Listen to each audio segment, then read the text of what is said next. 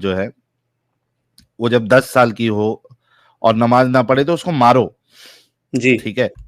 اب یہاں پہ ایک طرف تو خود رسول اللہ کا یہ کہنا ہے یا اس حدیث سے ظاہر ہو رہا ہے کہ 10 سال کی عمر میں اس زمانے میں بھی, کیونکہ رسول اللہ حدیث جو ہے وہ اس زمانے میں بتا رہے 1400 سال پہلے, تو رسول اللہ کے نزدیک بھی اور اس زمانے میں 10 سال کی عمر میں ایک انسان بچہ ہی رہتا تھا, جی ہے نا. اور بالکل ایک آدھ مولوی جو ہے جو حضرت عائشہ کو 9 سال میں وہ کیا کہتے ہیں اس کو 18 سال کی جیسی جوان لڑکی ہوتی ہے ویسا بتانے کی کوشش کرتے ہیں, تو وہ خود کہہ رہے تھے کہ 10 سال میں بچے کو جو ہے وہ آپ اس کو جو ہے کیا کہتے ہیں اس کو مارو تاکہ وہ سیکھے, اس سے ڈسپلن لے. تو جب اس زمانے میں بھی 10 سال کی کا جو بچہ ہے وہ بچہ ہی رہتا تھا, تو اس سے تو بالکل ثابت ہو گیا نا صاف صاف کہ رسول اللہ نے ایک بچی سے شادی کی اور بچی کے ساتھ سیکس کیا انہوں نے حضرت عائشہ کے ساتھ. جی آپ بالکل سمجھ رہے ایسا بات ہی ہے. کو؟ جی میں بالکل سمجھ رہا ہوں آپ کی بات, بالکل ایسا ہی ہے. یہ دیکھیے, یہ آپ کو امیت صاحب جو یہ ویڈیو بھی دکھا دیں گے ان مولوی صاحب کا. جی جی جی امیت صاحب لگا دیجئے, ہم نے اپنے ٹویٹر پہ بھی لگایا تھا یہ ویڈیو. جی دیکھیے حدیث کیا ہے نا, اللہ کے رسول محمد صلی اللہ علیہ وسلم نے فرمایا مرو اولادکم وہم ابناء سبع, اپنی اولاد کو حکم دو نماز پڑھنے جب وہ 7 سال کے ہو جائیں. 7 سال کے ہو جائیں تو کیا کرو, حکم دو, کمانڈ دو کہ نماز پڑھو. وَضْرِبُوهُمْ عَلَيْهَا وَهُمْ أَبْنَاءُ 10, اور وہ 10 سال کے ہو جائیں نماز نہ پڑھے تو انہیں پنش کرو, یعنی کہ بیٹنگ دو. ہاں, وَضْرِبُوهُمْ عَلَيْهَا, بیٹنگ کا مطلب یہ ہے فیس پہ مارنا تو الاؤڈ نہیں ہے, لیکن بیٹنگ کا معاملہ یہ کہ ان کو سمجھنا چاہیے کتنی امپورٹنس ہے, اور مارنے مارو بھی لیکن کہا گیا ہے. ہاں, مارنے کہا گیا ہے کہا گیا. تاکہ بچوں کو اس کے اندر ایک اہمیت وہ لوگ سمجھ جائے بچپن سے. ہاں روکو, تو زینب کیا ہے کہ 7 سال کے تم ابھی ہو گئے, تاکہ بچوں کو اس کی اہمیت سمجھ میں آئے. تو 10 سال کے نزدیک تو بھائی تم جو حدیث بتا رہے ہو اس حساب سے تو خود وہ بچے ہیں 10 سال میں. جی صحیح ہے صاحب, بالکل کچھ کہہ ایسا رہے تھے آپ. ہے. جی بالکل بالکل بچے ہی ہیں, اور ہم بھی بچے ہی تھے. مطلب آپ یقین کریں کہ میں جب اس وقت یہ بات سنتا تھا, مطلب میرے والد صاحب بھی یہی بات کرتے تھے کہ تم نماز کیوں نہیں پڑھتے, کیونکہ وہ نماز کے معاملے میں سختی کرتے تھے. اب ایک تو مطلب مسلمانوں کا یہ وتیرہ ہے کہ جب وہ نماز پڑھتے ہیں تو ان کی کوشش ہوتی ہے کہ پوری دنیا نماز پڑھے. تو خیر وہ میرے والد صاحب کی یہ سوچ تو نہیں تھی, لیکن ان کی یہ سوچ ضرور ہوتی تھی کہ جو گھر میں لوگ ہیں وہ ضرور نماز پڑھیں. ان کی نماز جو ہے, وہ یہ ہمیشہ کہتے تھے کہ بھائی جب میں مروں گا تو خدا مجھ سے پوچھے گا کہ تم نے نماز ان کو کیوں نہیں پڑھائی تھی. تو اس لیے میرا یہ فرض بنتا ہے کہ جب تم 7 سال کی عمر میں ہو جاؤ تو میں تم پہ سختی کر کے تم سے نماز پڑھاؤں. خیر وہ ان کی طرح تو سخت نہیں تھے, جیسے ٹھنڈا پانی پھینک دینا اور گرمیوں میں پنکھا بند کر دینا اور مارنا پیٹنا, اس طرح تو خیر میرے والد صاحب نے کبھی نہیں کیا, کیونکہ وہ بچوں کو مارنے کے حق میں نہیں ہوتے تھے. لیکن یہ ہے کہ بہرحال ان کی کوشش یہ ضرور ہوتی تھی کہ گھر میں جتنے بھی لوگ ہیں وہ قرآن بھی پڑھیں اور نماز بھی پڑھیں. تو میں جو ہے وہ بس اپنے گھر میں یہی کچھ دیکھتا تھا ہر وقت. جو ہے وہ میرے والد صاحب جب گھر آتے تھے تو کوئی نہ کوئی دعا انہوں نے ہاتھ میں اٹھائی ہوتی تھی. کبھی فلانے رزق میں برکت کی دعا, کبھی فلانی چیز کی دعا, کبھی اس چیز کی دعا, کبھی اس چیز کی دعا, کبھی بیت الخلاء جانے کی دعا, مطلب ٹوائلٹ جانے کی دعا, کبھی کچن میں جانے کی دعا, کبھی بیڈ روم سے نکلنے کی دعا, کبھی گھر آنے کی دعا, کبھی گھر سے جانے کی دعا. تو میں ان سے پوچھتا تھا, میں کہتا تھا کہ کیونکہ میں ان کے بڑا قریب تھا, جب وہ بازاروں وغیرہ پہ جاتے تھے تو مجھے ساتھ لے کے جاتے تھے, کیونکہ وہ کہتے تھے بھائی بڑی دعاؤں کے بعد پیدا ہوئے ہو تم, ٹھیک ہے. تو میرا یہ فرض بنتا ہے کہ میں نے جہاں جہاں جا کے دعائیں مانگی تھی, منتیں مانگی تھی, وہاں جا کر میں ماتھا ٹیک کے آؤں اور ان کا شکریہ ادا کروں. تو اس بات پہ وہ پھر مجھے بولتے تھے کہ بھائی میرے کچھ فرائض ہیں کہ چلو چلتے ہیں وہاں پر. پھر میں ان کے ساتھ بھی جاتا ہوتا تھا, چھوٹا تھا, جتنی میری میموری ہے مجھے پتا تھا کہ مزاروں وغیرہ پہ جا کے یہ وہاں پیسے دیتے تھے, چادریں چڑھاتے تھے اور تالے وغیرہ جو لگاتے ہیں مزاروں پہ, آپ کو پتہ ہی ہوگا انڈیا میں بھی. تو یہ کام دیکھا میں نے ساتھ ساتھ, اور ظاہر سی بات ہے اپنے خاندان میں بھی یہی کچھ دیکھا. پھر میں آپ کو ایک بڑی نا مزے کی بات بتاتا ہوں. جہاں ہم لوگ رہتے تھے نا, وہاں پر ہمارے گھر کے کچھ ہی تھوڑا سا نا فاصلے پر ایک مسجد تھی جو کہ ان کی وہابیوں کی مسجد تھی. تو آپ کو پتا ہے کہ وہابیوں کی دیوبندیوں کی یہ جو مسجد ہے اس کا سٹرکچر ذرا ڈیفرنٹ ہوتا ہے بریلویوں سے, مسجد کی وہ بناتے ہیں جس طرح. تو ہمارے کزن آئے ہوئے تھے گاؤں سے, تو وہ مجھے بولتے ہیں کہ چلو چلتے ہیں نماز پڑھنے کے لیے. تو میں نے کہا جی چلیں. تو ہم ان کے ساتھ نماز پڑھنے گئے. تو میں نے کہا آپ اس مسجد میں کیوں نہیں پڑھتے, یہ تو قریب ہے, گھر کے قریب ہے, تو آپ اس میں پڑھ لیں نماز. تو مجھے کہتے ہیں کہ نہیں ہم اس مسجد میں نماز نہیں پڑھتے. تو میں نے کہا کیوں, وجہ کیوں نہیں نماز پڑھتے؟ تو انہوں نے مجھے کہا کہ بات یہ ہے کہ کیونکہ یہ ہمارے نبی کو نا حاضر ناظر نہیں سمجھتے. یہ سمجھتے ہیں کہ ہمارے جو نبی ہیں نا وہ وفات پا چکے ہیں, اور اس کے علاوہ یہ سمجھتے ہیں کہ ہمارے جو نبی ہیں نا وہ بشر ہیں, وہ نور نہیں ہے. تو میں تو خیر اس ٹائم کیا سمجھ یہ بات, میں نے کہا اچھا چلیں ٹھیک ہے, پھر میں اسی مسجد میں چلتا ہوں جس میں آپ جا رہے ہیں. تو میرے والد صاحب کی جو تھی نا اکثر جوتیاں چوری ہو جایا کرتی تھی مسجد سے. ارے واہ. تو میں اس چھوٹی سی عمر میں اپنے والد صاحب سے پوچھتا تھا کہ آپ مجھے کہتے ہیں کہ یہ خدا کا گھر ہے, تو خدا کے گھر میں چوری کیسے ہو جاتی ہے؟ اصل میں جو اسلام کی جو باتیں ہیں فالتو کی باتیں, تو بچے بھی کئی بار جو ہے نا وہ اس طریقے کے سوال کرتے ہیں, ایک دم جینیون سوال جس کا ان کے پاس کوئی جواب نہیں ہوتا ہے, لیکن وہ ٹرکا دیتے ہیں بچوں کو, نہیں بیٹا ایسا سوال نہیں کر سکتے, وہ اللہ ہے, ایسا نہیں ویسا نہیں.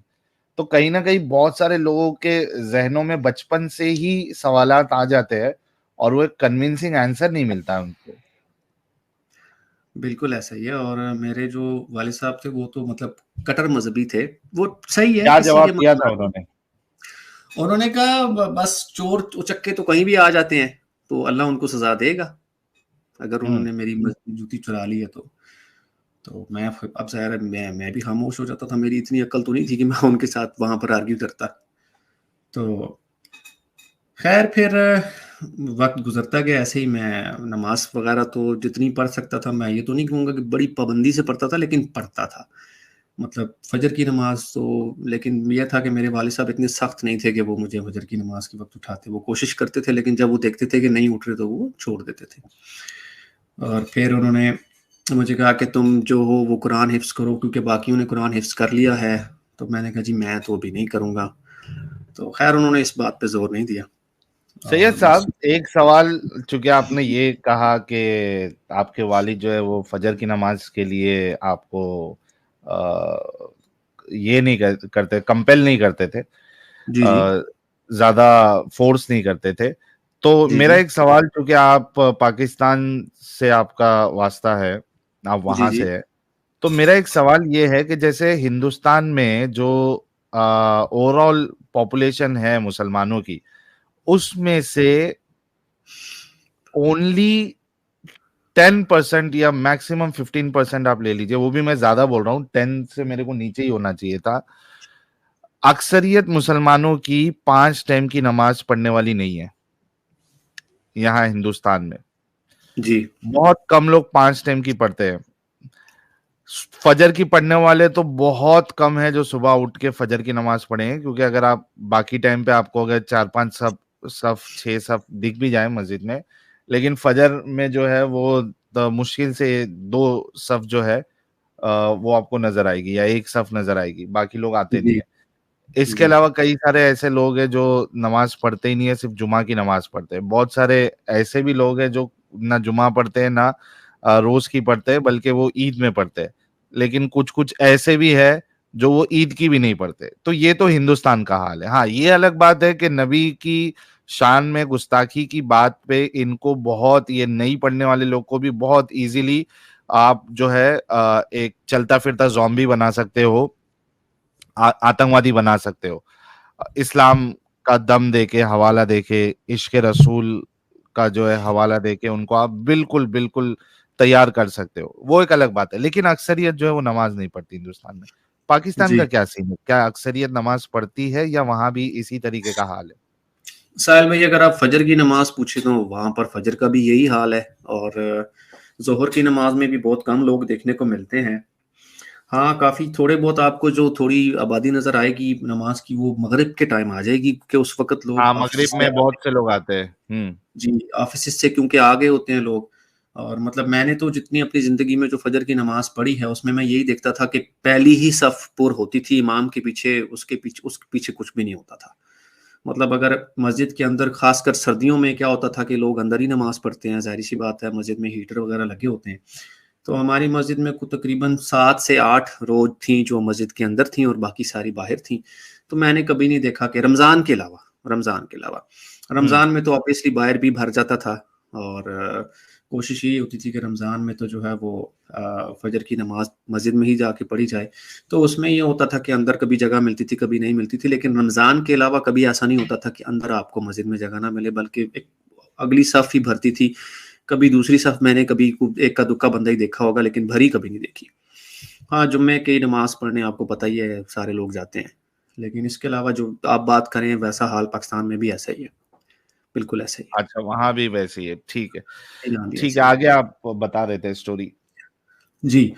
تو میں نے بس اپنی جو ہے وہ بچپن میں یہی کچھ دیکھا کہ جو ہے وہ دعاؤں کے سہارے سارا کچھ چلتا تھا، اور یہی کوشش ہوتی تھی. اور پھر میرے والد صاحب کا ایک بڑا نیریٹو ہوتا تھا، وہ یہ کہتے تھے کہ دنیا جو ہے وہ عارضی ہے اور سب کچھ یہیں پر رہ جائے گا، سب کچھ یہیں پر ختم ہو جائے گا. تو میں پھر ان سے پوچھا کرتا تھا کہ اگر سب کچھ یہیں رہ جائے گا تو پھر ہم یہ نوکری کیوں کرتے ہیں؟ یہ بھی نہیں کرنی چاہیے ہمیں، پھر تو ہمیں گھر بیٹھ جانا چاہیے اور اللہ سے دعا مانگنی چاہیے کہ وہ ہمیں اتنا کچھ کھلا دے کہ جتنا ہمارا پیٹ بھر جائے. پھر تو ہمیں کوئی ہمت بھی نہیں کرنی چاہیے کسی چیز کی. اور جو لوگ اتنا ترقی کر چکے ہیں، جو اتنا آگے جا چکے ہیں، ہمارے خاندان میں ہی اتنے آگے لوگ چلے گئے ہیں اور ہم لوگ نہیں جا سکے، تو ان کو بھی پھر آگے نہیں جانا چاہیے. وہ پھر آگے کیوں جا رہے ہیں؟ اگر دنیا اتنی ہی عارضی ہے تو آپ کے جو خاندان میں اور لوگ ہیں وہ اتنی ترقی کیوں کر رہے ہیں، وہ اتنے بزنس کھڑے کر رہے ہیں، وہ سارا کچھ کر رہے ہیں. بس وہ ان کی یہ سوچ تھی کہ مطلب وہ زیادہ پروگریسو نہیں سوچتے تھے. وہ یہی سوچتے تھے کہ بس وہ کہتے تھے بھائی کفن کی جیبیں نہیں ہوتی اور قبر میں جو ہے وہ انسان خالی ہاتھ جاتا ہے، اور اس طرح کی وہ باتیں کرتے تھے. اور وہ کہتے تھے کہ بس اللہ کو خوش کر لو، اس کے علاوہ اور کچھ بھی نہیں ہے زندگی میں. تو بس پھر اسی طرح میں جو ہے وہ زندگی چلتی رہی. ایک بڑا میں آپ کو بڑا ایک انسیڈنٹ سناتا ہوں کہ جب میں نے اسکول چھوڑا تو اب ظاہر سی بات ہے اس وقت پھر روزوں کی سختی بھی شروع ہو چکی تھی، تو نماز کی بھی سختی کرتے تھے، بولتے تھے کہ بھائی نماز پڑھو. لیکن روزے ایک دفعہ کیا ہوا کہ میں آپ کو بتاتا ہوں، عصر کا ٹائم تھا، تو والد صاحب جو ہے وہ گھر میں نہیں تھے. تو میں سو گیا کیونکہ ظاہرہ روزہ رکھا ہوا تھا، بھوک لگی ہوئی تھی سخت قسم کی. تو یہ کہیں آئے تو میں تو ایک دم ایسے اٹھا جیسے طوفان آ گیا. تو مجھے اٹھایا تو مجھے تو لاتے واتے پڑی ان سے. تو میں نے کہا جی کیا ہو گیا ایک دم آپ کو؟ تو مجھے کہتے ہیں کہ تجھے شرم نہیں آتی کہ تو جو ہے وہ روزہ رکھ کے تو سو رہا ہے اور عصر کا ٹائم گزر جائے گا تو پھر نماز کیسے پڑھے گا تو؟ کیونکہ عصر کا آپ کو پتہ ہے ٹائم ذرا شارٹ ہوتا ہے مغرب کے درمیان، اور وہ جب نماز کا ٹائم گزر جائے تو پھر آپ نہیں پڑھ سکتے. تو میں نے کہا جی کیا ہو گیا اگر ایک نماز رہ گئی عصر کی؟ تو نہیں، رمضان میں جو ہے کوئی چھوٹ نہیں ہے.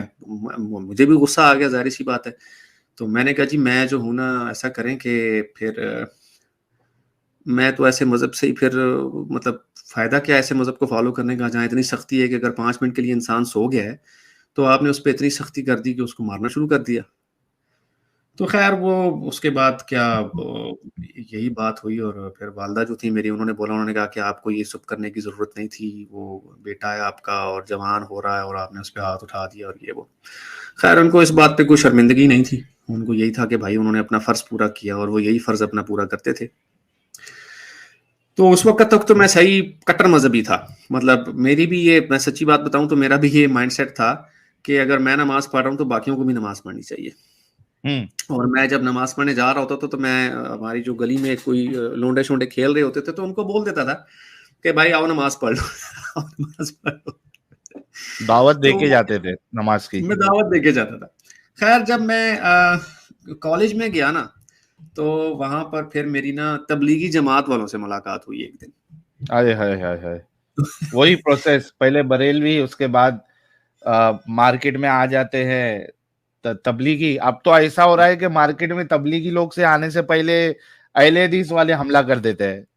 تو بریلوی تو پھر بھی پریشانی ہے کہ ہمارا کوئی نہ کوئی جو ہے یا تو تبلیغی چرا کے لے کے جاتا ہے یا تو پھر اہل حدیث چرا کے لے کے جاتا ہے. وہ تو پہلے سے ہی فرسٹریٹڈ ہے.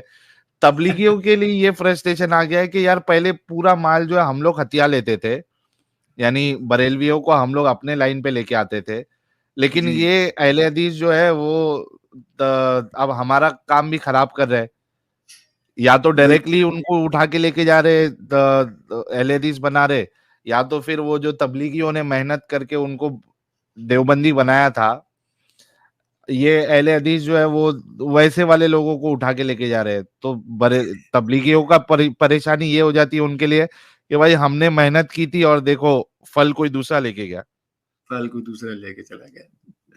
تو ہمارے نا جو مسجد تھی اس میں یہ تبلیغی جماعت آئی رہتی تھی اکثر، تو وہاں پر یہ گلی گلی آ جاتے ہیں. جو ان کا طریقہ کار ہوتا ہے، بڑے پیار سے بڑی محبت سے آپ سے بات کریں گے کہ ساحل بھائی آپ نے نوکری تو کر لی، جاب پہ بھی چلے گئے، تو آپ نے آخرت کا کچھ سوچا ہے کہ آخرت میں اللہ کو کیا منہ دکھائیں گے؟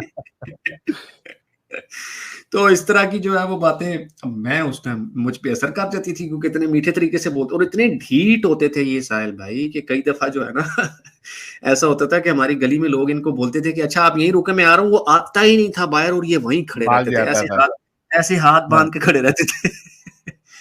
تو میں نے ایک دفعہ کیا کیا کہ میں نے کہا اچھا چلو یار میں ان کے ساتھ مسجد چلا ہی جاتا ہوں، آپ آئیں تو صحیح ایک بار، وہاں اللہ رسول کی بات ہوتی ہے، اللہ رسول کے علاوہ اور کوئی بات نہیں ہوتی، آپ ایک دفعہ تو آئیں صرف جناب. تو میں نے کہا اچھا چلے جی میں آ جاتا ہوں جی، اس میں ایسی کون سی بات ہے. تو میں ان کے ساتھ چلا گیا. تو وہاں بیٹھ کے جناب یہ عصر کے وقت ان کا جو ہے نا وہ اکٹھ ہوا کرتا تھا، عصر سے مغرب کے درمیان. تو وہاں پہ بیٹھ کے جو ہے یہ باتیں کر رہے ہوتے تھے اور قصے کہانیاں سنا رہے ہوتے تھے، جو ان کی قصے کہانیاں جو مذہبی ہوتی تھیں. تو میرے والد صاحب کو جو ہے وہ پتہ چل گیا، تو انہوں نے کہا کہ ہاں بھائی تم کدھر یہ تبلیغی جماعت کے ساتھ جی آتے ہیں اور تمہیں لے جاتے ہیں. تو میں نے کہا جی اللہ رسول کی خدمت کر رہے ہیں وہ، تو اس میں ایسی کون سی بات ہے، آپ کو تو ویسے بھی اسلامی ہونے سے کوئی مسئلہ نہیں ہے اور میں نماز تو پڑھتا ہی ہوں. تو کہتے ہیں نہیں، چیریٹی بگنز ایٹ ہوم، ٹھیک ہے، اول خویش بعد درویش. تم پہلے مجھے یہ بتاؤ کہ تم نے جو ہے وہ اپنے یہ گھر میں جو ہے وہ ماں کو قرآن پڑھا لیا، نماز پڑھا لی تم نے اس کو؟ میں نے کہا جی نہیں. تو کہتے ہیں جو گلی میں تمہارے لوگ ہیں یہ سارے نماز پڑھ لیتے ہیں؟ میں نے کہا جی نہیں. کہتے ہیں جو رشتہ دار ہیں تمہارے آس پاس انہوں نے پڑھ لی نماز روزہ؟ میں نے کہا جی نہیں. کہتے ہیں پھر یہ جو مسجد میں تمہارے ساتھ باتیں کر رہے ہیں چلے لگانے کی، چالیسویں کی، عشرے کی، یہ تم کیوں کرنے جاؤ گے؟ تو خیر میں چلا گیا ادھر ان سے سوال لے کے. وہاں پر ہمارے ایک مولوی صاحب تھے، ان سے میں نے پوچھا، میں نے کہا جی وہ میرے والد صاحب تو یہ بات کر رہے ہیں اور بات تو وہ ٹھیک کر رہے ہیں کہ جو چیریٹی بگنز ایٹ ہوم مطلب گھر سے شروع ہوتی ہے. تو انہوں نے کہا نہیں بیٹا ایسا نہیں ہوتا، دیکھو جو نوح کا بیٹا تھا وہ بھی تو نافرمان بردار تھا نا، تو ایسا ہو جاتا ہے، ایسا نہیں ہوتا.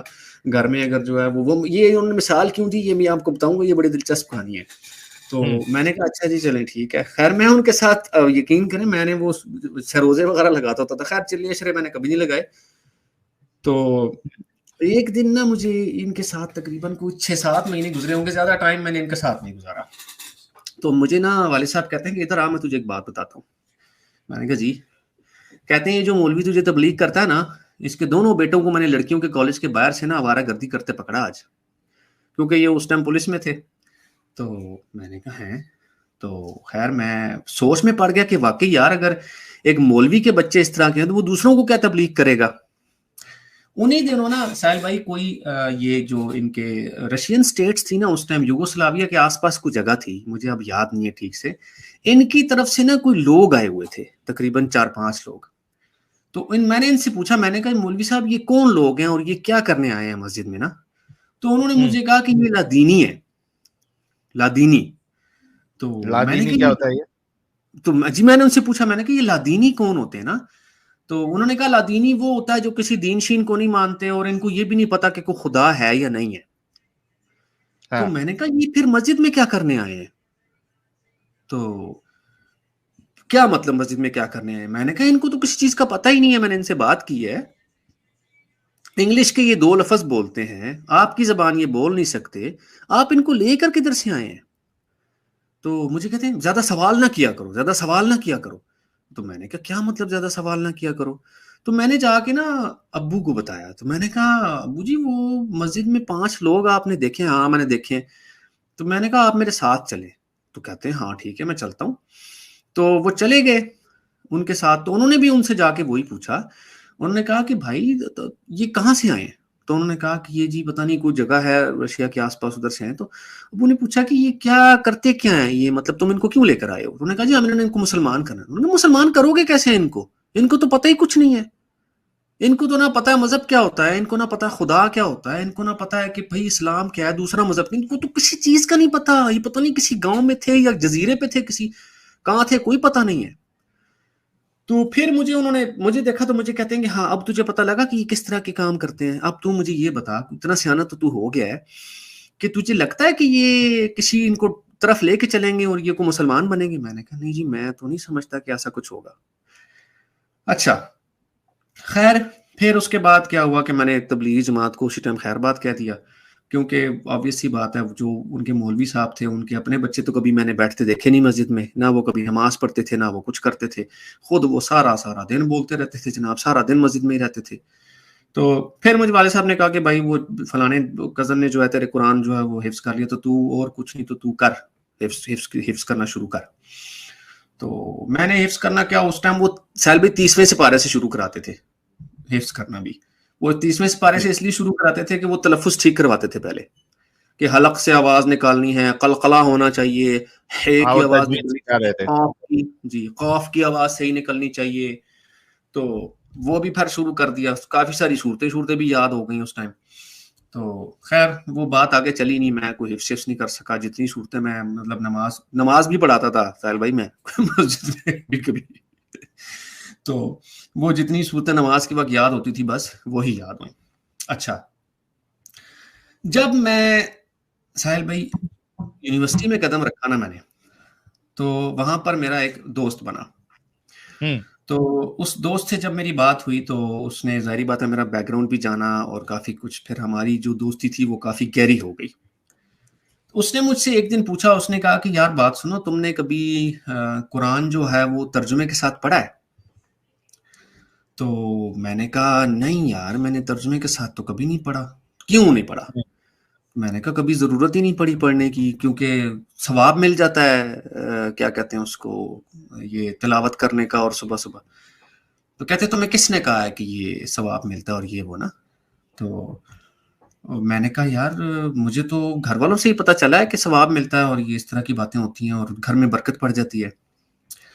تو اس نے کہا ایسا کچھ بھی نہیں ہے, ٹھیک ہے, اور تم جو ہو نا قرآن ترجمے کے ساتھ پڑھو, اور تم یہ کیا حدیث وغیرہ کو مانتے اور یہ وہ. میں نے کہا یار میری اتنی نالج تو اس وقت نہیں ہے کہ میں نے کوئی حدیثیں وغیرہ پڑھی ہوں, لیکن اتنی ہے جتنی میں نے اپنے والد صاحب سے سنی ہے, جتنے وہ مذہبی ہیں اتنا ہی میں بھی مذہبی ہوں. خیر اس نے مجھے کتابیں لا کے دی, قرآن لا کے دیا ترجمے کے ساتھ, اس نے کہا یہ پڑھو, اور اس نے کہا حدیث کا بھی ترجمہ مطالعہ شروع کرو, پھر ہم بعد میں دیکھیں گے کہ کیا کرنا اور کیا نہیں کرنا. یہ کالج کی بات کر رہے ہیں آپ؟ جی میں یونیورسٹی کی کالج سے نکل کے کالج میں سال ہی لگائے اور پھر یونیورسٹی چلے گئے, یونیورسٹی کافی ٹائم لگا. ٹھیک ہے. تو خیر جب میں نے وہاں قرآن کی پڑھنا شروع کی تو اس وقت تو ماتا نہیں ٹھنکا, کیونکہ کرٹیکل طریقے سے کبھی سوچا ہی نہیں تھا. تو کبھی بھی نہیں سوچا کرٹیکل طریقے سے, بس جتنا پڑھتے تھے اتنا پڑھ لیتے تھے. اور اس ٹائم آپ یقین کریں کہ ہم لوگ ساحل بھائی جو یہ سوچتے تھے نا سارا کچھ, عدت وغیرہ کیا ہوتی ہے, بارش کب برسے گی اللہ کو پتا ہے, ماں کے پیٹ میں کیا ہے اللہ کو پتا ہے, 2 پانیوں کا معجزہ, اور یہ ساری باتیں, ان ساری باتوں پہ من و ان ہم جو ہے نا وہ ایمان رکھتے تھے کہ یہ ساری باتیں, اور یہ بھی سمجھتے تھے کہ زمین چپٹی ہے. یہ بھی آپ کو بتا دیتا ہوں, اور وہ اس لیے زمین چپٹی ہے کیونکہ دہا کا مطلب ہمیں سب کو پتا تھا کہ کیا ہے. تو کوئی جو ہے وہ شخص جو ہے نا, بلکہ ہمارے ساتھ بحث کیا کرنی تھی اس ٹائم, تو سب کا عقیدہ بھی یہی تھا. خیر جب میں نے پڑھنا شروع کیا قرآن ترجمے کے ساتھ تو مجھے تو کچھ اتنا, کیونکہ ظاہری بات ہے کبھی عقیدت کی پٹی اتار کے پڑھا ہی نہیں تھا, تو میری پھر ان صاحب سے دوستی جو تھی وہ کافی گہری ہونا شروع ہو گئی. مجھے ان کے بارے میں تو بالکل نہیں پتا تھا کہ ان کا کیا عقیدہ اور کیا نہیں ہے. تو ہمارا آنا جانا بہت زیادہ ہو گیا ایک دوسرے کے گھر بھی اور یہ وہ. تو جب میں نے تھوڑا سا یہ نوٹ کیا کہ یہ کوئی اتنا مذہبی نہیں ہے, تو میں نے اس سے پوچھا, میں نے کہا یار تم کیا نماز وغیرہ نہیں پڑھتے؟ تو میں نے کہا ایسا تو نہیں کہ تم کینیڈا سے آئے ہوئے یہاں پر تو اس لیے تم نماز نہیں پڑھتے؟ تو اس نے کہا نہیں ایسا کچھ بھی نہیں ہے, میں کینیڈا اس نے بات خیر ٹال دی. اس نے کہا نہیں بس میں ایسے ہی نہیں پڑھتا, جب ٹائم ملتا تو میں پڑھ لیتا ہوں. تو میں نے کہا اچھا ٹھیک ہے چلو کوئی بات نہیں. تو ہمارا اتنا زیادہ ہو گیا ساحل بھائی ایک دوسرے کے ساتھ آنا جانا کہ یہ ایک دفعہ نا میرے ساتھ جو ہے وہ گاؤں بھی جاتا تھا وہاں پہ بھی.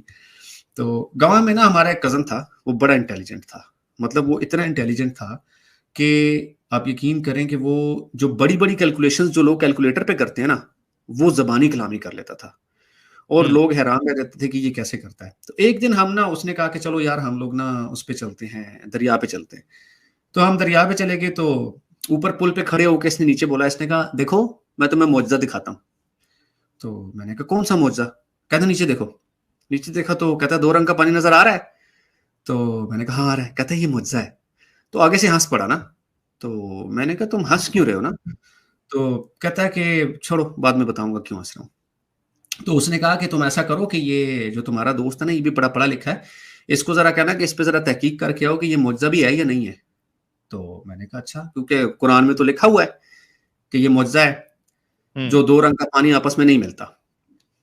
تو مرج البحرین یلتقیان, یہی والی آیت ہے شاید. جی بالکل. تو خیر میں اس بات پہ اتنا دھیان نہیں دیا. تو میں نے خیر کیا میں نے اس اپنے دوست سے پوچھا, تو میں نے کہا یار یہ کیا بات کر رہا تھا نا؟ تو کہتا بعد میں ڈسکس کریں گے, ابھی نہیں.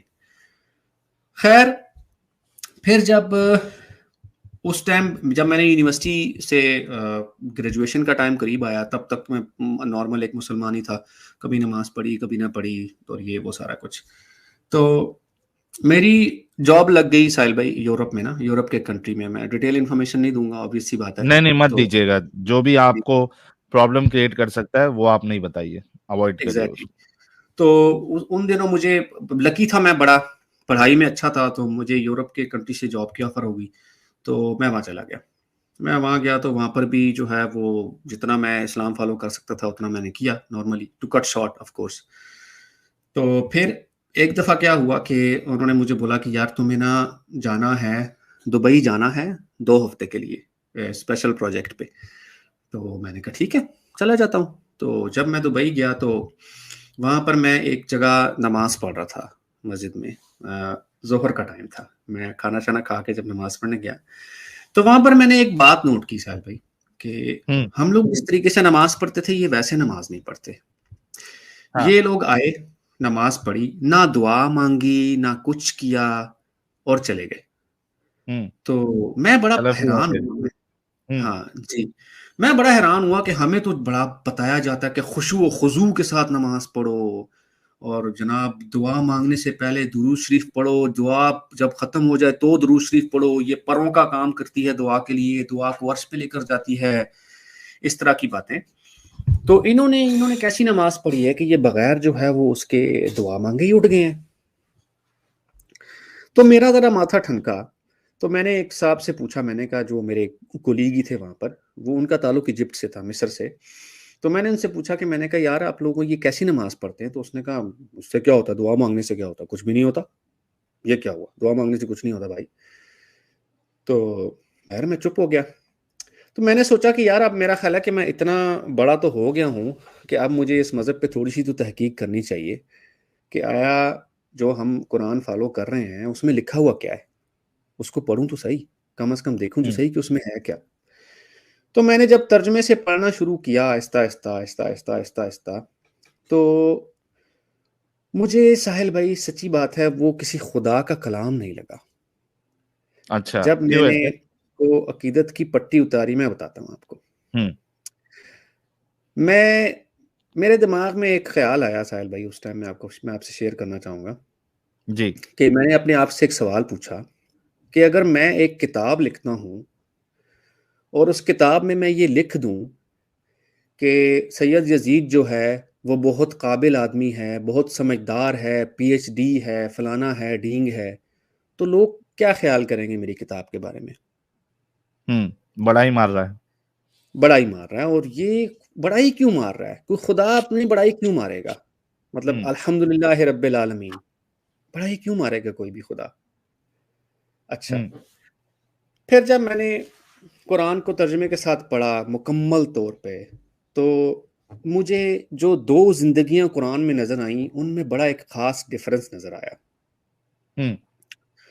اور ان میں ڈفرنس کیا تھا کہ ایک بڑی ایکسٹریم لیول کی زندگی تھی اور ایک ہمارے یہاں پنجابی میں بولتے ہیں بڑی ماڑی سی زندگی, بڑی لسی سی زندگی, مطلب بڑی وہ نہیں انڈر ڈاگ قسم کی ہوتی, کہ ایک طرف جو ایک زندگی میں جو ہے وہ سارا کنٹرول خدا کے ہاتھ میں ہے, وہ معافیاں بھی دے رہا ہے, سارا کچھ کر رہا ہے, اور ایک ایسی زندگی ہے جس میں بڑی ایگریسونیس نظر آتی ہے.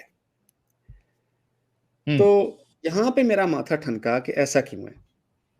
خیر سوالات تو میرے ذہن میں تھے, اور جب میں نے جواب اس کے ڈھونڈنے کی کوشش کی تو کئی دفعہ سیٹسفائی بھی ہوا, لوگوں سے پوچھا بھی کہ میں نے کہا یار یہ مکی زندگی اور مدنی زندگی میں یہ فرق کیوں ہے. تب تک تو یہ بھی نہیں پتا تھا اس وقت, اس سے پہلے, کہ مکی زندگی کا اور مکی زندگی کا قرآن ہے کیا.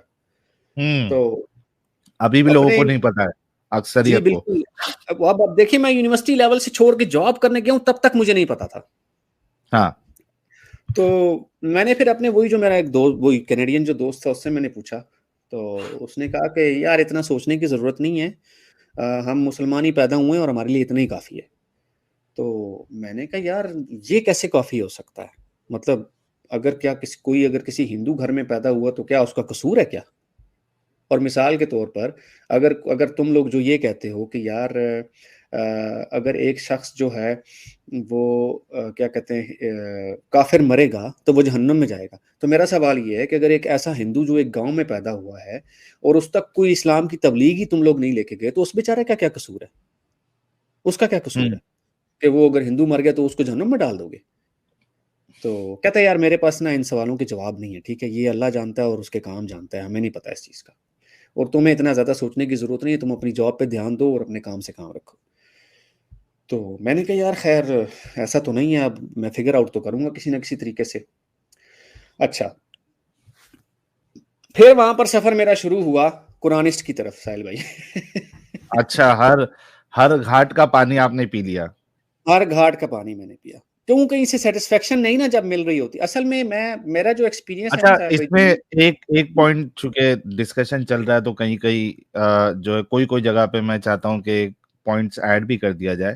جیسے کہ آپ نے کہا کہ بھائی یہ تبھی ان کا نیا شروع ہوا ہے شوشا, کہ بھائی اگر کسی تک دعوت پہنچی نہیں ہے تو اس کو اللہ جہنم میں نہیں ڈالے گا, ایک ون ٹائم ٹیسٹ اللہ جو ہے وہ قیامت کے دن لے گا. مجھے بتائیے کہ اگر ایسا معاملہ ہے جیسے کہ تم پاگل بنانے کی کوشش کر رہے ہو, تو رسول اللہ کے جو والد تھے ان کو تو رسول ملے نہیں, ان تک تو اسلام کی دعوت پہنچی نہیں جی, لیکن اس کے باوجود جو ہے وہ رسول اللہ کہتے ہیں میرے والد تیرے والد دونوں جہنم میں. بالکل ایسا ہی ہے نا. تو یہ جو گیم ڈالنے کی کوشش کیا ہے ان لوگوں نے, یہ تو ایک دم جھوٹی گیم ہے, لوگوں کو دھوکا, لوگوں کو پاگل بنانے والی گیم ہے. یہاں پہ رسول اللہ نے یہ نہیں کہا بھائی کہ یہ اس کو جو ہے نا وہ قیامت کے دن میرے والد کو جو ہے ایک موقع دیں گے, کیونکہ میں تبھی نہیں تھا, ان تک پہنچی نہیں اسلام کی دعوت. وہ تو صاف کہتے ہیں کہ میرے والد تمہارے والد دونوں جہنم میں. مطلب اتنا ہی کہہ دیتے کہ اس کا فیصلہ اللہ پہ ہے. ہاں یہ بھی نہیں کہا, نہیں کہہ دیتے تو کافی تھا. تو خیر مطلب بات وہی آ گئی کہ یہ سمجھ سے تو باہر تھا. خیر قرآنسٹ کا جو ہے وہ سفر اس طرح سے شروع ہوا, میں آپ کو بتاتا ہوں کہ معراج کا جو واقعہ تھا اس سے. اب میرے معراج کے واقعے پہ کافی سوال تھے. پہلا سوال تو یہ تھا کہ حضور صلی اللہ علیہ وسلم جو تھے وہ معراج کے واقعے سے پہلے جو نماز پڑھتے تھے اس کی تفصیل کہاں پر ہے, وہ کہاں ہے, اس کی تفصیل دے دیں مجھے کوئی, ٹھیک ہے. اور جو معراج کے واقعے سے پہلے جو نماز پڑھی جاتی تھی اس کا طریقہ کار کیا تھا, کتنی رکعات پڑھی جاتی تھی, محمد صاحب جو نماز پڑھتے تھے اس کی تفصیل کہاں ہے. تو مجھے کسی سے بھی کوئی خاطر خواہ جواب نہیں ملا, کسی نے مجھے سیٹسفیکٹری آنسر نہیں دیا. نہیں تو رسول اللہ نے بتایا نہیں تو کہاں سے ملے گی, پہلے کتنی نماز پڑھتے تھے, کیا کرتے تھے. ایگزیکٹلی. اور جب معراج کا واقعہ آپ سنتے ہیں تو آپ دیکھتے ہیں کہ جی وہ ان کو موسیٰ ملے تھے نا راستے میں, اور جناب انہوں نے جو ہے وہ 50 نمازوں کا تحفہ لے کر آئے, اور پھر کرتے گئے, اور پھر 5 نمازوں تک بات آ گئی تو انہوں نے کہا کہ یار مجھے اب شرمندگی ہوتی ہے دوبارہ اللہ کے پاس جاتے ہوئے. اچھا آئی ایم ریئلی سوری, میرے کو اصل میں ہنسی آ رہی ہے اس وجہ سے میں روک رہا ہوں, آپ کمپلیٹ کرنا. تھوڑی سی ایک گندی عادت لگ گئی ہے, میں بیچ میں بتائیں سوال کرنے لگ جاتا ہوں یا پوچھنے لگ جاتا ہوں کیونکہ مس نہیں کرنا.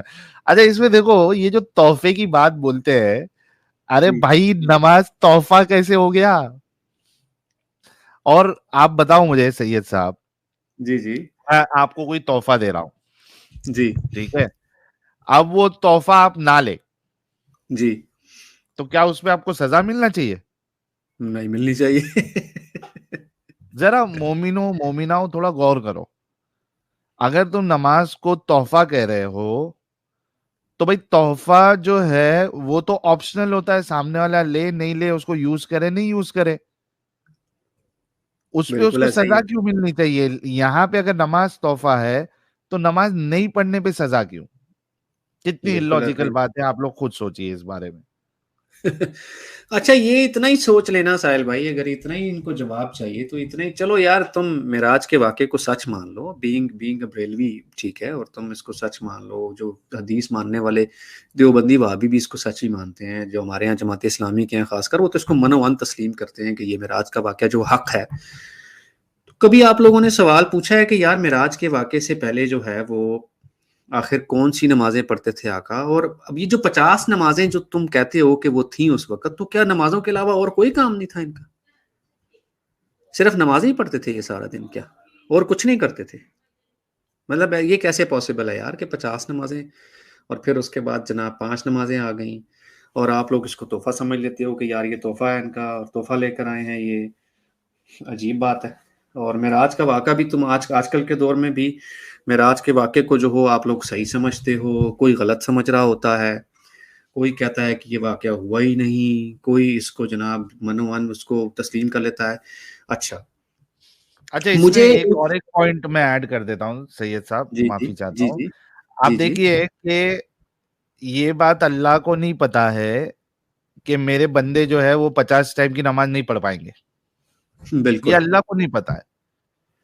یہ سٹیجز میں اللہ کو پتا چل رہا ہے. وہ جا رہے موسیٰ کے پاس 50 نہیں ہو پائیں گی، پھر 45 کیا، پھر 40 کیا،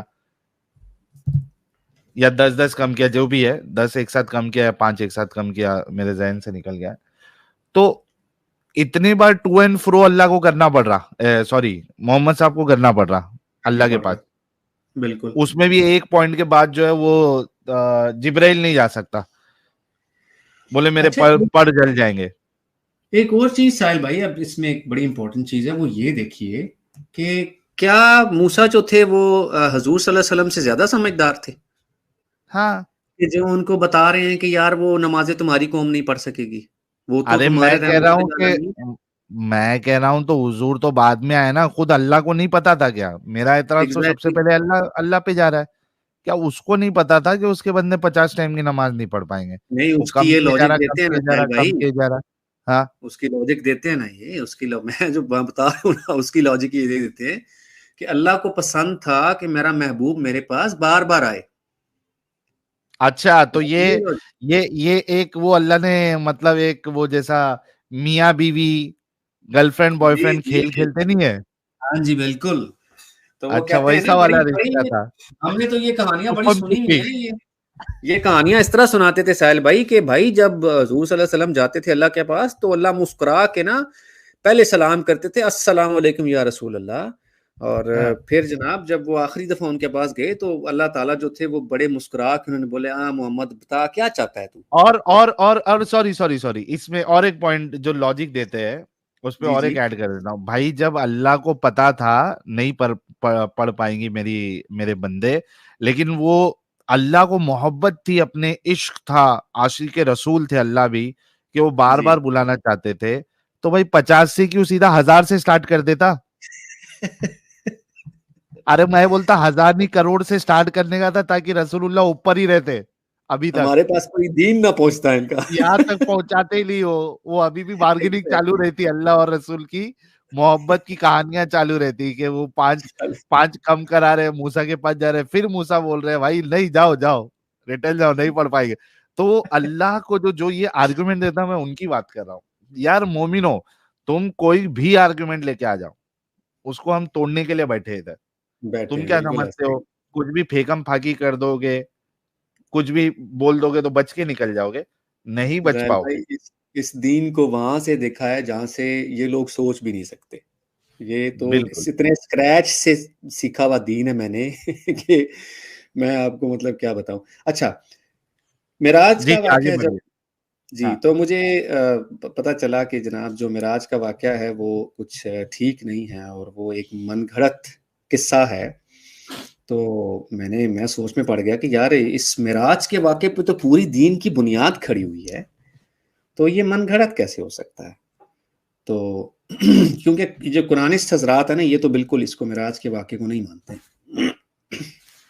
اچھا, مجھے ساحل بھائی زوراسٹرین کی جو ایک کتاب ہے نا, بک آف ارداوراف, وہ پڑھنے کا موقع ملا.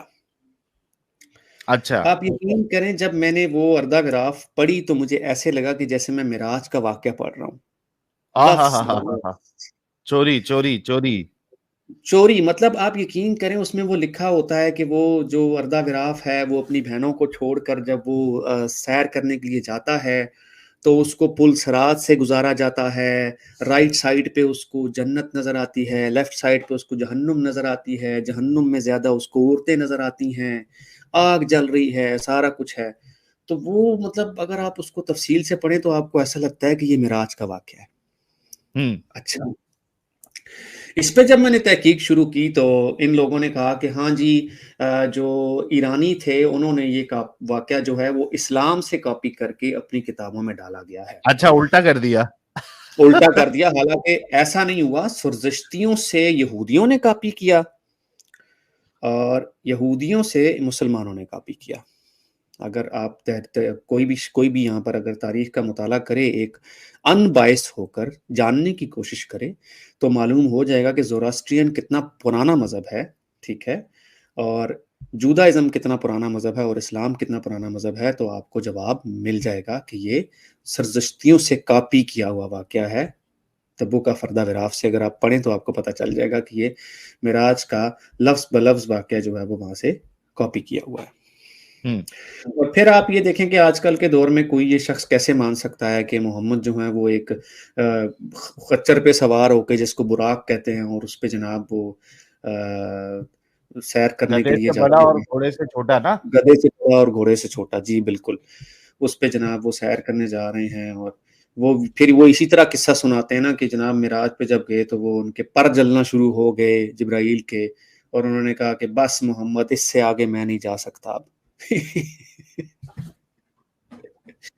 تو خیر جب میں نے یہ دیکھا تو میرے دماغ میں بھی یہی آیا. میں نے کہا یار ہاں ہو سکتا ہے کسی نے جو ہے وہ معراج کا واقعہ جو وہ کاپی کرنے کی کوشش کی گئی ہو. میں نے اس ٹائم سورہ اسراء کی آیت نمبر 1 پہ بھی اتنا فوکس نہیں کیا. یہ بڑا ایک میرے لیے ٹرننگ پوائنٹ تھا جسے میں آگے چل کے بتاؤں گا آپ کو. سورہ اسراء کی آیت نمبر 1 ہے نا جی, سید صاحب کا ٹرننگ پوائنٹ آیا ہے. ابھی بہت سے لوگ کیونکہ سوال کرتے, یہاں بھی ایک سوال آیا تھا کہ سید صاحب ٹرننگ پوائنٹ کیا تھا. بہت سے لوگوں کے لیے ایک ٹرننگ پوائنٹ ہوتا ہے, کئیوں کے لیے وہ مطلب ان کو سمجھ میں نہیں آتا ٹرننگ پوائنٹ کیا تھا, کیونکہ آہستہ آہستہ چیزیں ایکومولیٹ ہوتے رہتی ہے اور بالآخر پھر آدمی کو سمجھ میں آتا ہے کہ نہیں یار یہ صحیح نہیں ہے. تو وہ ٹرننگ پوائنٹ آپ کے لیے کیا تھا؟ جی میرے لیے ٹرننگ پوائنٹ ابھی تو نہیں تھا آنیسٹلی اسپیکنگ, کیونکہ میں ابھی تک تو یہی سمجھ رہا تھا کہ یہ معراج کا جو واقعہ ہے یہ چونکہ کاپی شدہ ہے, اور obvious سی بات ہے جب آپ کو لوگ سمجھانے کی کوشش کرتے ہیں تو آپ سمجھ بھی جاتے ہیں آف کورس, کیونکہ آپ اتنے کریٹیکلی نہیں سوچ رہے ہوتے. آپ کے دماغ میں کبھی ہزارویں حصے میں بھی یہ بات نہیں ہوتی کہ یار آپ نے مذہب چھوڑنا ہے اور آپ اس لیے یہ اسٹڈی کر رہے ہو.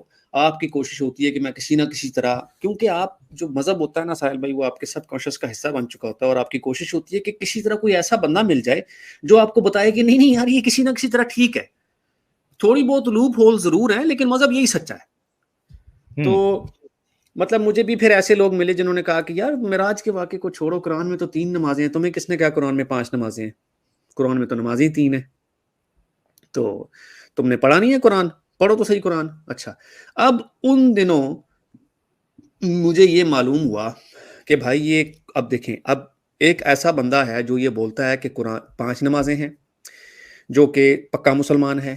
ایک جو صاحب جو ہیں وہ قرآن کو مانتے ہیں, وہ بولتے ہیں کہ جی 3 نمازیں ہیں, 3 نمازیں پڑھنی ہیں. ایک وہ صاحب ہے جو کہتے ہیں نماز ہے ہی نہیں بھائی, یہ تو سسٹم ہے, یہ تو نماز ہے ہی نہیں, اس کو تو نماز ہی نہیں ہے. آپ کو بھی شاید پتا ہوگا ایسے لوگوں کا جو یہ آ کے بولتے ہیں آپ کو کہ نماز نہیں, یہ تو صلاۃ ہے, یہ تو سسٹم دیا ہوا ہے. یہ سارے قرآنی لوگ کی یہ نہیں جاتے کہ نماز نہیں ہے, صلاۃ ہے. اچھا, ان دنوں مجھے نا بحث کرنے کا بڑا شوق چڑھا ہوتا تھا سب کے ساتھ. اچھا کیونکہ میں تھا تو کٹن مذہبی اپنی بچپن میں اور جوانی میں، تو میں کوئی بھی مجھے ملتا تھا نا تو میں اس کا مذاق اڑاتا تھا. میں کہتا تھا اچھا تم 5 نمازیں پڑھتے ہو، کیسے ثابت کر سکتے ہو؟ تم ثابت کرو، کیونکہ قرآن میں تو 3 ہے، تو تم حدیث کو نہیں مانتے. میں نے کہا نہیں، حدیثیں تو محمد کے کوئی 200 سال بعد لکھی گئی ہیں، قرآن تو اللہ کا کلام ہے، وہ تو محمد کے دور میں لکھا گیا ہے. اب ان بیچاروں کی جتنی عقل ہوتی تھی وہ مجھے اسی طرح جواب دیتے تھے. وہ کہتے تھے اچھا یار ماموں جا 3 ہی پڑھ لے بھائی، جا پڑھ تو صحیح. ہاں تو پڑھ تو صحیح 3 ہی پڑھ لے. اچھا خیر میں نے جب اس ٹائم یہ نمازیں وغیرہ پڑھنی شروع کی تو پھر میری جو تھی نا، میں اب آپ کو آنیسٹلی بتاؤں تو جو پاکستان میں جتنے بھی یہ علماء ہیں نا، مفتیان کرام ہیں کچھ ساحل بھائی، ان کو میں کافی ذاتی طور پہ جانتا ہوں، خاص کر کچھ ایسے بھی ہیں جن کے شاگردوں کو بھی میں ذاتی طور پہ جانتا ہوں. تو ان سے اب میرا سوال و جواب کا سلسلہ شروع ہوا. اب یہاں سے میری لائف کا ٹرننگ پوائنٹ شروع ہوا ہے.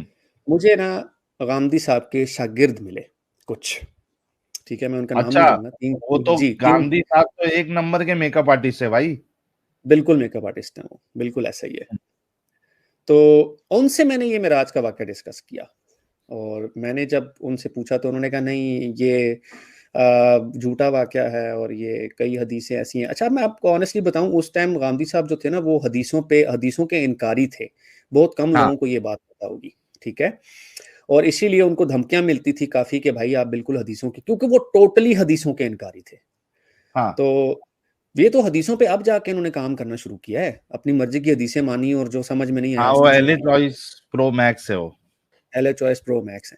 اچھا میں نے جب ان کے شاگردوں سے سوال پوچھا تو میں نے ان کو بولا، میں نے کہا یار یہ جو اب آپ مجھے بتاؤ کہ جو سورہ اسرا ہے اس کی آیت نمبر 1 کیا کہتی ہے، ٹھیک ہے. تو انہوں نے کہا نہیں وہ تو منصب کی بات ہے کہ جو ہے وہ محمد کو ہم منصب دے رہے ہیں. میں نے کہا منصب کیا مطلب، میں سمجھا نہیں منصب دے رہے ہیں. تو ہم پوچھ کے بتاتے ہیں تمہیں. تو میں نے کہا پوچھ کے بتا دو. اچھا اب جو معراج کا واقعہ نہیں مانتا تھا نا اس کو میں سورہ اسرا کی آیت پیش کر دیتا تھا، کیونکہ اب میرے دماغ میں کھلبلی مچ چکی تھی. مجھے تھا کہ مجھے اس سوال کا جواب جاننا ہے ہر صورت میں کہ آیا یہ معراج کا واقعہ ہے یا کیا معاملہ ہے. اچھا پھر جس مسجد کی یہ بات کرتے ہیں وہ مسجد تو محمد کے دور میں مکمل ہی نہیں تھی، ٹھیک ہے. تو پھر قرآن میں اس کا ذکر کیسے آ گیا؟ پھر ایک سوال یہ بھی اٹھا. خیر اس پہ ہم بعد میں آئیں گے. لیکن جب مجھے ساحل بھائی مجھے نا کوئی اچھا ایک اناؤنسمنٹ کر دیتا ہوں میں، سید صاحب 1 منٹ رکے گا. بھائی لوگ آپ نے سید صاحب کے بات کرنے کے طریقے سے آپ کو سمجھ آیا ہوگا کہ کتنے اچھے سے یہ اپنی بات کو رکھ سکتے ہیں. تو سید صاحب کا بھی اپنا چینل ہے، ان کی پوری ٹیم کا، جو کہ کمنٹ جو ہے وہ لنک پن کر دیا گیا ہے، پن کمنٹ کر دیا گیا ہے. آپ میں سے جنہوں نے ابھی تک سید صاحب کے چینل کو سبسکرائب نہیں کیا ہے وہ چینل کو سبسکرائب کر لے. آج سید صاحب آئے ہیں، اس کے بعد والے جو سٹریمز ہے اس میں ہم ان کے جو باقی ٹیم ممبرز ہیں جس میں خواتین بھی ہے ان کو بھی انوائٹ کریں گے اور ان کی سٹوری بھی جانیں گے. سید صاحب کی سٹوری بڑی زبردست ہے اور بہت سے ہمارے جو مومن حضرات ہیں ان کو بہت ساری چیزیں سمجھ میں آئی ہوں گی. بس ریکویسٹ اتنا سا ہے کہ وہ عقیدت کی پٹی اتار کر آپ لوگ چیزوں کو سمجھنے کی کوشش کریے، سنیے، آٹومیٹکلی چیزیں سمجھ میں آ جائے گی کہ یہ کتنا واہیات illogical اور نان سینسیکل ریلیجن ہے، یا بلکہ آپ اس کو کلٹ کر. جی سید صاحب. تھینک یو سو مچ ساحل بھائی. تو جب معراج کے واقعے پہ آپ مطلب یوں کہہ لیں کہ جتنے منہ اتنی باتیں، مطلب ایک طرف کوئی صاحب کہہ رہا ہے کہ معراج کے واقعے کو ماننا نہیں. اب ایک صاحب میں ہمارے ایک اس ٹائم کولیگی تھے، ان سے جب میں نے شیئر کیا اور میں نے ان کو بتایا کہ یار میں تو فلانی حدیث کو نہیں مانتا ہوں، بلکہ میں تو سمجھتا ہوں کہ حدیثیں تو محمد کے جو ہیں وہ کافی عرصے بعد لکھی گئی ہیں، تو آپ یقین کریں کہ ان کا جواب یہ تھا کہ تم تو کافر ہو گئے ہو. تم ایسا کرو، سیدھا کافر بنا دیا، سیدھا کافر بنا دیا. تم ایسا کرو جا کے وضو کرو، غسل کرو اور جاؤ کسی مفتی یا کسی مولوی کے پاس جا کے کلمہ پڑھو، وہ تمہیں دوبارہ مسلمان بنائے، کیونکہ حدیث کے بغیر تو اسلام مکمل ہی نہیں ہے. تم کس طرح کی باتیں کرتے ہو کہ تم حدیث کو نہیں مانتے ہو؟ تم ایسا سوچ بھی کیسے سکتے ہو بھائی؟ اچھا تو میرے دماغ میں یہ بات تو تھی، کیونکہ سورہ اسرا کی جو آیت ہے وہ آپ کو ایکسپلینیشن نہیں دیتی کوئی بھی. کئی ساری آیتیں ہیں جو آپ کو کوئی ایکسپلینیشن دیتی ہی نہیں ہے، ٹھیک ہے. قرآن کی آپ ایکسپلینیشن اس سے نہیں نکال سکتے. اچھا قرآن اتنی سپرفیشل کتاب ہے ساحل بھائی کہ کوئی شخص اس کا کوئی بھی ترجمہ نکال لے گا, ٹھیک ہے. اور مطلب میں ایک چھوٹی سی مثال تو بڑی گندی سی ہے, لیکن مسلمانوں کو میں اکثر یہ مثال دیتا ہوتا ہوں کہ اگر قرآن میں لفظ ٹٹی ہوتا نا, ٹٹی, تو یہ اس کے 5-10 مطلب نکال لیتے. کوئی اس کا رسگلہ مطلب نکالتا, کوئی اس کا جو ہے وہ حلوہ مطلب نکالتا, کوئی اس کا گلاب جامن مطلب نکالتا. بلب جلم بول دیتا. بالکل. اور یہی کچھ کرتے آ رہے ہیں. اور اب آج کل تو یہ بہت زیادہ ہو گیا, کیونکہ obvious سی بات ہے اب ان سے مذہب ڈیفیم نہیں ہو رہا. خیر, اچھا, اب اس بات کا تو مجھے کوئی خاطر خواہ جواب نہیں ملا. کوئی سمجھتا ہے کہ جی معراج کا واقعہ ہے, کوئی سمجھ, لیکن میجورٹی ابھی بھی اس چیز میں متفق ہے کہ معراج کا واقعہ ہوا تھا اور بالکل درست ہوا تھا. اور فزیکل ہے, فزیکل ہے, بالکل ایسا ہی ہے. اچھا, پھر جب ساحل بھائی میں نے مزید اس کو قرآن کو سٹڈی کیا تو مجھے بہت ساری باتیں واضح ہونا شروع ہو گئیں. اور جو یہ ایک نیریٹو ہوتا ہے کہ قرآن جو ہے وہ ایسی کتاب ہے کہ جو آنے والے سالوں کے لیے بھی ہے اور ہر نسل کے لیے ہے اور ہر دور کے لیے ہے, اور یہ ساری اس طرح کی باتیں. تو پھر میں نے ان سے کچھ سوالات پوچھے. میں سب سے پہلے مجھے بات آئی سمجھ میں عدت پہ. اب جب میں, ظاہری سی بات ہے, ہمارے گاؤں میں دیہاتوں میں جو عورتیں مر جاتی ہیں obviously وہ عدت گزارتی ہیں, اور ان کو گزارنا مجبوری ہے کیونکہ شریعت میں لکھا ہوا ہے. تو میں ان سے یہ پوچھتا تھا کہ بھائی مجھے اس بات کا جواب دو, اگر ایک عورت پریگننسی ٹیسٹ کروا لیتی ہے تو اس کو عدت کیوں گزارنی ہے؟ عدت کا کانسیپٹ ہی یہی تھا نا کہ وہ پتا کر سکے کہ اگر پریگننٹ تو نہیں ہے, کس کا بچہ ہے. تو سب سے پہلا پھر میرا سوال یہ تھا کہ بھائی یہ والی آیت تو پھر آج کل کے دور کے لیے تو کسی صورت اپلیکیبل نہیں ہے, آؤٹ ڈیٹڈ ہے. اچھا, پھر جو آپ لوگ یہ کرتے ہیں کہ جی بارش جو ہے وہ صرف خدا کو عدت یعنی ویٹنگ پیریڈ. ساحل صاحب, عدت یعنی ویٹنگ پیریڈ. اس وقت تو ساحل بھائی ہمیں یہ بھی نہیں پتا تھا کہ سروگیسی کیا ہوتی ہے. سروگیسی تو آج کل آئی نا, اس وقت تو ہمیں نہیں پتا تھا کہ سروگیسی کیا ہوتی ہے. وہ تو آج ہمیں پتا چلا کہ بھائی سروگیسی نام کی بھی کوئی چیز ہے. تو اس نے تو بالکل ہی عدت کا جنازہ نکال دیا. اور پھر آپ یہ دیکھیں کہ قرآن میں جو یہ بھی لکھا ہوا کہ بھائی تم ان عورتوں کی بھی عدت بتا دی گئی کہ جن کو ابھی تک حیض آیا ہی نہ ہو. بھائی ان کی عدت کیا کرنی تم نے؟ جن کو حیض نہیں آیا ان کو کیا اچانک حیض آ جائے گا؟ تو یہ صاف صاف اس بات سے یہ ثابت ہوتا تھا کہ عدت اس وقت کے لیے نہیں ہے. میرا چیلنج ہے مسلمانوں کو کہ یہ کسی طرح ثابت کر کے بتا دیں کہ عدت آج بھی اپلیکیبل ہے. کوئی مسلمان ثابت کر کے دکھا دے. اچھا, لاجیکلی بولنے کے لیے تو کچھ بھی بول دیں گے, بولنے کے لیے کچھ بھی بول دیں گے. اچھا, پھر وہی ماں کے پیٹ والی بات آ گئی. اچھا, اب ماں کے پیٹ والی بات کی جب میں نے غامدی صاحب اور ان سے متعلقہ لوگوں کے سامنے یہ بات رکھی تو انہوں نے کہا کہ ہاں دیکھو وہ بات تو صحیح ہے کہ ماں کے پیٹ میں جو ہے وہ بیٹا یا بیٹی تو جو ہے وہ پتہ چل ہی جاتا ہے, لیکن ماں کے پیٹ میں ڈاکٹر ہے یا انجینئر ہے یہ تو کسی کو نہیں پتا نا. نہیں گیم. میں نے کہا یہ ایکسپلینیشن کہاں سے لے کر آئے آپ؟ یہ کہاں سے آئی ایکسپلینیشن؟ آپ مجھے اس کا کوئی ریفرنس دے. نہیں ملا کوئی ریفرنس. اس کا کوئی ریفرنس ہوتا تو ملتا نا اس کا, کیونکہ 90s میں ہم اپنے بزرگوں سے یہی سنتے تھے بڑے فخر سے کہ بھائی ماں کے پیٹ میں کیا ہے یہ صرف اللہ ہی جانتا ہے اور کوئی نہیں جانتا. ٹھیک ہے, اسی لیے جو گاؤں میں اتنے سارے جو آدمیوں کے بچے ہوتے تھے 4, 5, 6, 7 ان کو نہیں پتا ہوتا تھا کہ بیٹا یہ بیٹی ہے, بیٹا یہ بیٹی ہے, کسی کو نہیں پتا ہوتا تھا کیونکہ ٹیکنالوجی اتنی ایڈوانس اس وقت تھی ہی نہیں.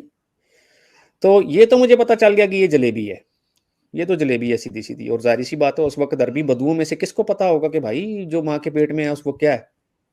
اس وقت تو کسی کو بھی نہیں پتا تھا. یہ تو آج جو ہے وہ الٹرا ساؤنڈ سے آپ کو پتا چل جاتا ہے. آج تو آپ کو یہ پتا چل جاتا ہے کہ ڈاؤن سنڈروم بچہ تو نہیں ہے کہیں آپ کا.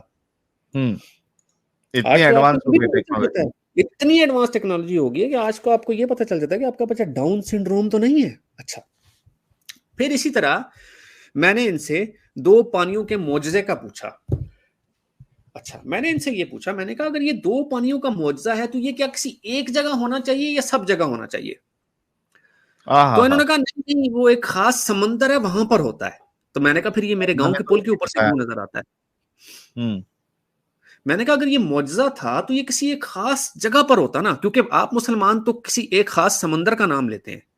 کہ یہ وہاں پر نظر آتا ہے، لیکن یہ وہاں پر تو نظر نہیں آتا، یہ ہر ندی نالے میں نظر آتا ہے. اچھا اب جو میرا گاؤں کا جو دوست ہے، جو کزن تھا، جو میں نے کو پتا تھا بڑا انٹیلیجنٹ ہے، اس سے جب میں نے یہ بات پوچھی تو اس نے کہا بات سنو میری، یہ پانی کی کثافت کا معاملہ ہے، معجزہ نہیں ہے یہ. ٹھیک ہے، یہ پانی کی کثافت ایسی ہوتی ہے کہ جو آپس میں نہیں ملتا.